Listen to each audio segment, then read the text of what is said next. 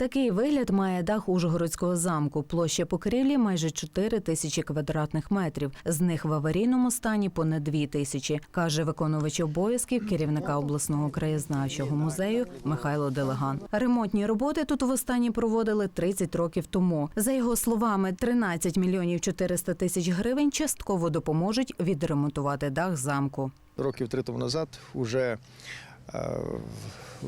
ліва сторона замку, дах настільки був прогнилий і розломаний, що затікали при непогоді аж експозиційні зали першого поверху. Це дасть можливість повністю ліквідувати найбільш аварійну частину. Менша частина залишиться вже не відремонтована даху, але вона не є такою загрозливою, як та частина, яка сьогодні, через яку ми били тривогу.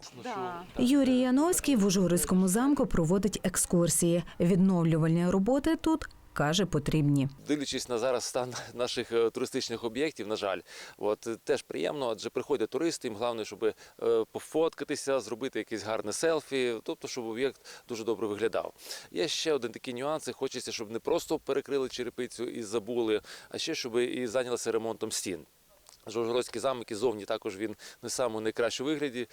А це не тільки найбільший туристичний об'єкт, найкращий туристичний об'єкт Ужгорода, але це ще і символ Ужгорода. Адже символ Ужгорода також має виглядати дійсно гідно. Аби проводити ремонтні роботи в замку, вважає історик Ігор Прохненко, потрібно перейняти досвід інших міст України та за кордоном.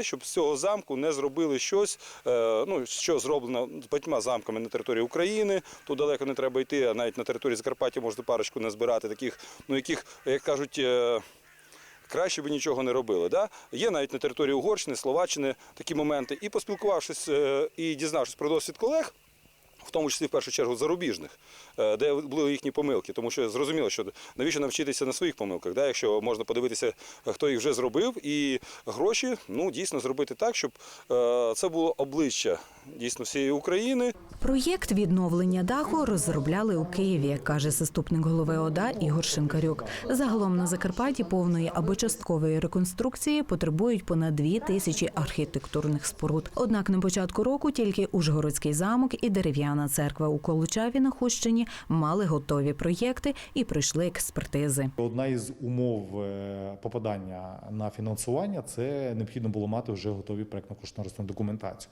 Насправді об'єктів зі всієї України було дуже багато, коштів було, на жаль, не так багато. Ужгородський замок – це в основному проєкт на відновлення даху, для того, щоб ми могли перейти у внутрішні вже роботи і дворові. Спочатку цей проєкт працював і отримував цільове фінансування з Державного фонду регіонального розвитку у 2020 році. Но вже в 2021 році зараз ми виграли все ж таки і отримали можливість від держави мати цільову субвенцію, закінчити фактично цей проєкт. За словами директора Михайла Делегана, відремонтувати частину даху Ужгородського замку мають до кінця наступного року. Загалом для повного відновлення аварійної покрівлі треба понад 18 мільйонів гривень. Олеся Колодій, Віктор Пойда, Леонтій Николишин. Новини на Суспільному.